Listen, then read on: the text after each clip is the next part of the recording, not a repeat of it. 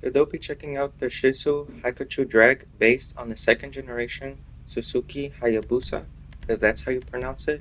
It's 30% off, so instead of buying it for just over $900,000, you can get it for about $600,000. However, the HSW performance upgrade is not um, on discount, so you have to pay $1.4 million if you want that. So, with that stuff out of the way, the customization here is pretty decent, and I'd say it still holds up even to this day. The options that you get are pretty plentiful here, and the liveries are pretty nice to see as I'll get into in a bit. A lot of great stuff here. And if you participate in time trials, I mean, this bike is excellent. It's very fast. I'd say it's one of the fastest bikes in the game, which it is. So if you're gonna waste like $1 million, if you think of adding the extra upgrade, I definitely recommend that you go for the Hakuchou Drag instead of the other alternatives.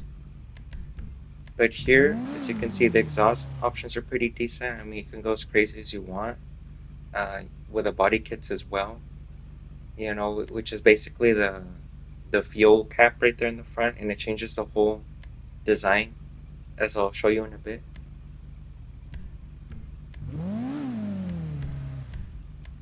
For the headlights, I might as well put a little bit of xenon or something on there.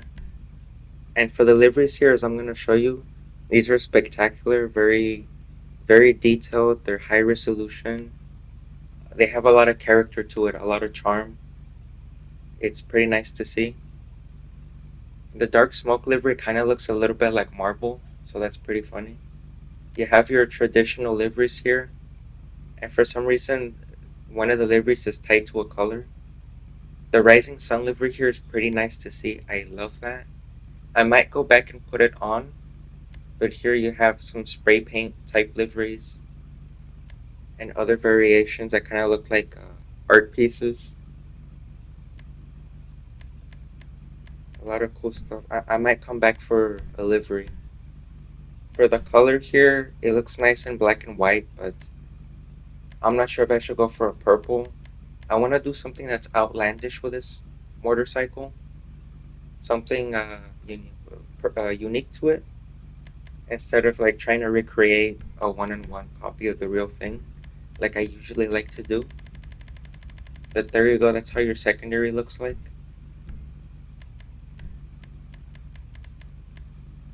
But I gotta come back for this livery because I just love how it looks. It fits it very well, and since it's a Japanese uh, motorcycle, I might as well put on a Japanese style livery.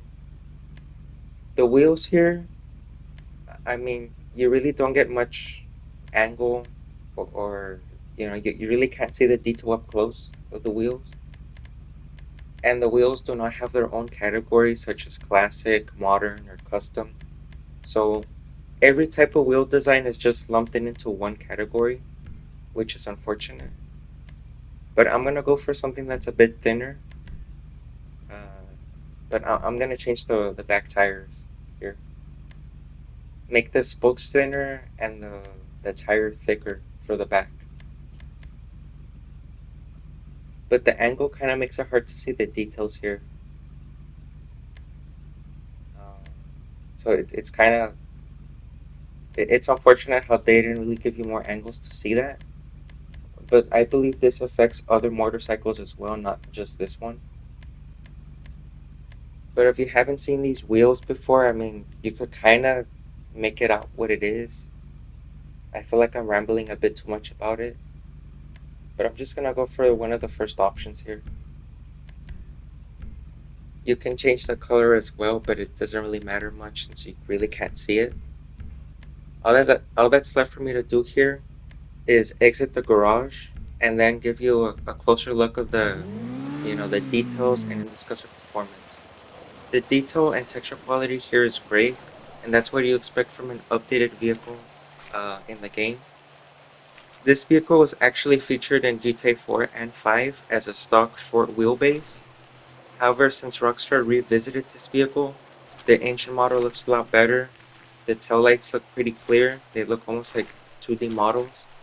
The dials look nice. All the metal parts and the everything that you expect looks pretty well done. I just love it. And onto the performance. The performance is great. It's spectacular. The handling is great as well. It's very responsive. The braking it stops on a dime. It's incredible.